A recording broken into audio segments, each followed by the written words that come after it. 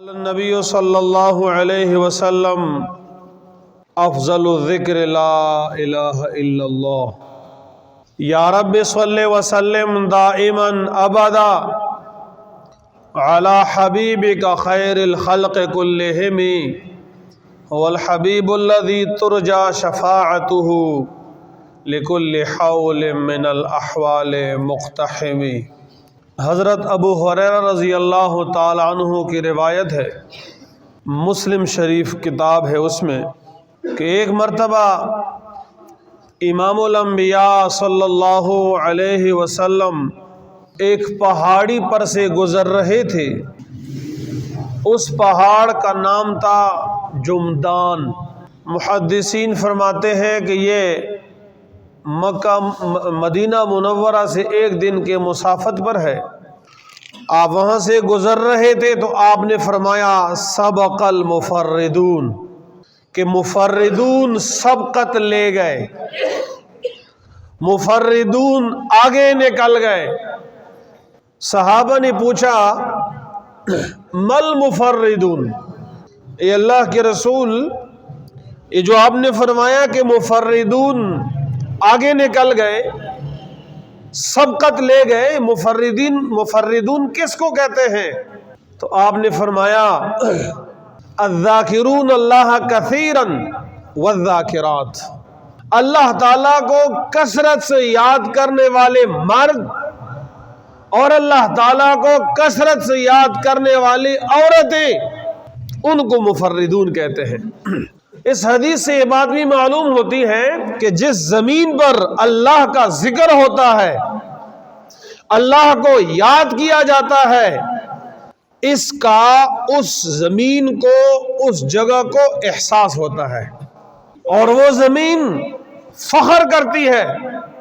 اسی وجہ سے آپ علیہ الصلوۃ والسلام نے فرمایا کہ سبق المفردون، سیرو، چلو جی، یہ پہاڑی ہے، اس کا نام ہے جمدان۔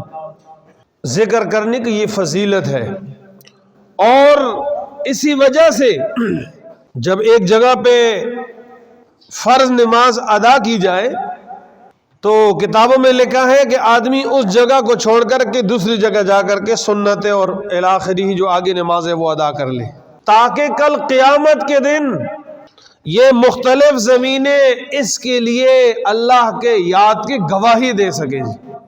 آپ نے دیکھا ہوگا جب فرض نماز ہو جاتی ہے، اس کے بعد صفیں توڑ دی جاتی ہے اور اپنی جگہ چھوڑ کر کے دوسری جگہ نماز ادا کی جاتی ہے۔ یہ صرف اسی لیے، اور بھی بہت باتیں ہیں، لیکن یہ فائدہ بھی ضرور ہے کہ جہاں آپ نے فرض نماز پڑھی ہے وہ بھی گواہی دیں گے، دوسری جگہ چلے گئے وہ بھی کل گواہی دیں گے، تیسری جگہ چلے گئے وہ بھی کل گواہی دیں گے الی آخرہ۔ اس لیے ہر جگہ، ہر آن، ہر گھڑی اللہ کا ذکر کرتے رہنا چاہیے، تاکہ آدمی کے نجات کا ذریعہ بن سکے۔ جی، ابو ہریرہ رضی اللہ تعالیٰ عنہ کی ایک دوسری روایت جو بخاری اور مسلم شریف دونوں میں ہے، متفق علیہ، کہ رسول اللہ صلی اللہ علیہ وسلم نے فرمایا کہ اللہ تعالیٰ فرماتے ہیں انا عند ظن عبدی بی، کہ میرا بندہ میرے بارے میں جیسی گمان اور ظن رکھتا ہے میں اس کے ساتھ ویسی کرتا ہوں۔ وَأَنَا مَعَهُ إِذْ ذَكَرَنِي، جب میرا بندہ مجھے یاد کرتا ہے، انا معه، میری مدد، میری نصرت اس کے ساتھ ہوتی ہے، اس پر میری رحمت برستی ہے۔ ساری دنیا کو رزق دینے والی ذات اللہ تعالیٰ کی ہے، اولاد دینے والی ذات اللہ تعالیٰ کی ہے۔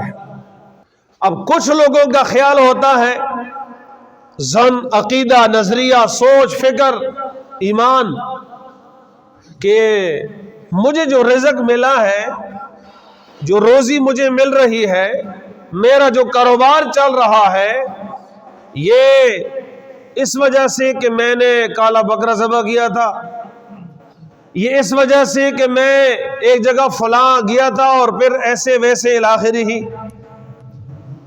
حالانکہ دینے والی ذات اللہ تعالیٰ کی ہوتی ہے، لیکن اس آدمی کا نظریہ غلط ہے تو اس کو ذہن میں یہ آ رہا ہے کہ نہیں یہ تو مجھے فلاں جگہ سے مل رہا ہے۔ اسی طرح اولاد نہیں تھی، اور اولاد دینے والی ذات ایک اللہ تعالیٰ کی ہے۔ اللہ تعالیٰ نہ دینا چاہے ساری دنیا جمع ہو جائے نہیں دے سکتی، اور اللہ تعالیٰ دینا چاہے ساری دنیا جمع ہو جائے روکنا چاہے نہیں روک سکتی۔ اولاد دینے والی ذات اللہ تعالیٰ کی ہے، لیکن کچھ جو ناپختہ لوگ ہوتے ہیں وہ جب کسی مزار وغیرہ پہ جاتے ہیں بے اولادی کی صورت میں اور وہاں جہالت کا ارتکاب کرتے ہیں، بعد میں اولاد مل جاتی ہے تو کیا کہتے ہیں؟ یہ تو پیراں دیتا ہے جی، پیر نے دیا ہے، مزار نے دیا ہے۔ وہ پیر اور مزار کچھ نہیں کر سکتے، دینے والی ذات اللہ تعالیٰ کی ہے۔ ایک ہے ذوات فاضلہ سے دعا کرنا، یہ ایک الگ موضوع ہے۔ ذوات فاضلہ کے توسل سے دعا کرنا یہ ایک الگ موضوع ہے، لیکن براہ راست غیر اللہ سے مانگنا اور پھر وہ چیز مل جائے تو اب جس کا نظریہ غلط ہو وہ اس طرف منسوب کرتا ہے اپنی اولاد کو، رزق کو الاخری ہی، حالانکہ دینے والی ذات ایک اللہ تعالیٰ کی ہے۔ انا عند ظن عبدی بھی، میرا بندہ جیسے گمان رکھتا ہے ویسے میں اس کے ساتھ ہوتا ہوں، لہٰذا اللہ تعالیٰ سے اچھی امید رکھنی چاہیے، اللہ تعالیٰ سے خیر کی امید رکھنی چاہیے، اللہ تعالیٰ سے اچھی امید رکھنی چاہیے، اور یقیناً کرنے والی ذات اللہ تعالیٰ کی ہے۔ سب کو رزق بھی وہی دے رہا ہے، سب کو اولادی بھی وہی دے رہا ہے، سب کی حفاظت بھی وہی کر رہا ہے، لہٰذا اپنا عقیدہ درست رکھنا چاہیے۔ انا عند ظن عبدی بھی، میرا بندہ جیسے میرے بارے میں گمان رکھتا ہے میں اس کے ساتھ ویسے ہوتا ہوں۔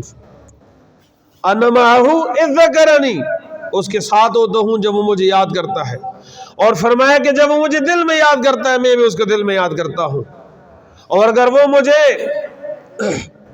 لوگوں کے سامنے یاد کرتا ہے تو میں اس کا ذکر ایسے لوگوں کے سامنے کرتا ہوں جو افضل ہوتے ہیں یعنی فرشتوں کے سامنے۔ اس لیے اللہ تعالیٰ کا ذکر کثرت سے کرنا چاہیے۔ ایک حدیث میں فرمایا گیا کہ آپ علیہ السلام سے پوچھا گیا ای الناس خیر، لوگوں میں سب سے بہتر کون ہے؟ تو آپ نے فرمایا کہ وہ آدمی بہتر ہے کہ جس کو اللہ تعالیٰ نے لمبی زندگی دی اور پھر اس نے اللہ تعالیٰ کا ذکر کثرت سے کر لیا جی۔ لمبی زندگی ظاہر ہے، جس کی زندگی کم ہو تو اس کو اللہ کی عبادت اور ذکر کا موقع کم ملا، اور جس کی زندگی اور دراز تھی، عمر زیادہ ملی اس کو، تو اللہ تعالیٰ کا ذکر اس نے زیادہ کر لیا۔ اس لیے آپ نے فرمایا کہ بہترین آدمی وہی ہے کہ جس کو اللہ تعالیٰ نے زیادہ زندگی دی اور اس زیادہ زندگی کو اس نے اللہ تعالیٰ کے ذکر کے اندر لگا دیے۔ تو جتنی زندگی اللہ تعالیٰ دے، مہلت دے، موقع دے، اس میں اللہ کو کثرت سے یاد کرے۔ اور فرمایا کہ ای الاعمال خیر، یہ تو ای الناس سے تھا، لوگوں میں کون بہتر ہے۔ دوسرا سوال تھا کہ اعمال میں کون سا بہتر ہے، تو آپ نے فرمایا کہ اللہ تعالیٰ کو اس کثرت سے یاد کرنا کہ ہر وقت زبان اللہ کی یاد سے تر رہے، یہاں تک کہ زندگی کا خاتمہ ہو جائے، دنیا سے رخصت ہو جائے، اس حال میں کہ اس کی زبان اللہ تعالیٰ کے ذکر سے تر رہے، رطب اللسان رہے، اللہ کا ذکر کرتے رہے۔ لہٰذا ہر وقت اٹھتے بیٹھتے چلتے پھرتے اللہ تعالیٰ کو یاد کرنا چاہیے۔ اور پھر بعض مواقع پر بعض کلمات جو وارد ہوئی ہیں، جیسے ایک حدیث پاک میں سبحان اللہ والحمدللہ ولا الہ الا اللہ واللہ اکبر، ان چاند کلمات کو افضل قرار دیا گیا ہے، اور ایک حدیث پاک میں فرمایا افضل ذکر لا الہ الا اللہ، سب سے بہترین ذکر وہ لا الہ الا اللہ ہے۔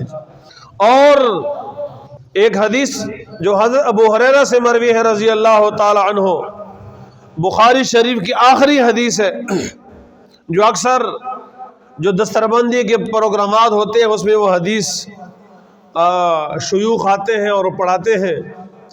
کہ کلمتان خفیفتان علی اللسان ثقیلتان فی المیزان اور حبیبتان الی الرحمن سبحان اللہ و بحمدہ. دو کلمے ایسے ہیں جو خفیفتان علی اللسان، زبان پر بڑے ہلکے ہیں، ادائیگی میں، تلفظ میں، پڑھنے میں وہ وقت اتنا نہیں لگتا، کوئی بوجھل نہیں ہے، لیکن ثقیلتان فی المیزان، قیامت کے دن جب اعمال تولے جائیں گے تو اس ترازو میں ان کلمات کا وزن بہت زیادہ ہوگا. قیامت کے دن اعمال گنے نہیں جائیں گے، تولے جائیں گے. لہذا جس عمل میں اخلاص زیادہ ہوگا اس عمل کا وزن زیادہ ہوگا. جو عمل خالص اللہ کے رضا کے لیے کیا گیا ہو اس عمل کا بہت زیادہ اجر و ثواب ہوگا. تو میرے بھائیوں فرمایا کہ ثقیلتان فی المیزان ہے، خفیف، ہلکے، مختصر، چھوٹے، لیکن اعمال کے ترازو میں ان کا وزن بہت زیادہ ہوگا. اور حبیبتان الی الرحمن، اور اللہ تعالیٰ کے ہاں وہ بڑے محبوب ہیں جی. وہ کلمات کون سے ہیں؟ وہ ہے سبحان اللہ و بحمدہ سبحان اللہ العظیم. اب سبحان اللہ و بحمدہ اتنا وقت بھی نہیں لگتا، لیکن فضیلت کتنی زیادہ ہے. ثقیلتان فی المیزان، قیامت کے دن اعمال تولے جائیں گے، گنے نہیں جائیں گے. لوگ پہلے اس پر سوال کرتے تھے کہ اب اعمال جو ہوتے ہیں ان کا کوئی جسامت تو نہیں ہوتی کہ ان کو تولا جائے. ہم تو اپنی نظروں سے دیکھتے ہیں کہ تولتے اس چیز کو ہے جس کی جسامت ہوتی ہے، تو اعمال تو عوارض ہیں، کیسے تولے جائیں گے؟ عقل کے ذریعے سے وہ سوال کرتے رہے. لیکن آج جو نئے نئے تحقیقات سامنے آئے ہیں اس سے اس سوال کا جواب ان کو مل ہی چکا ہے جی. درجہ حرارت بیماری کا ڈاکٹر معلوم کرتے ہیں کہ نہیں کرتے؟ کرتے ہیں. ٹیمپریچر، درجہ حرارت معلوم کرتے ہیں زیادہ ہے یا کم ہے.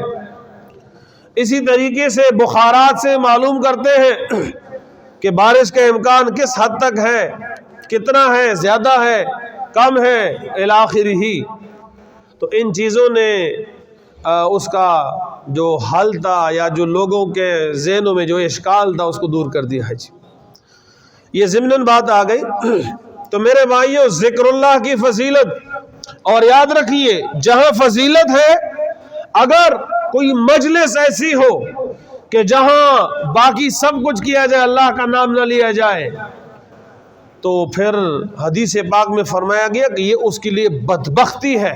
تیراتن، بدبختی ہے کہ کوئی مجلس ہو اور وہ مجلس اللہ کے نام سے خالی ہو.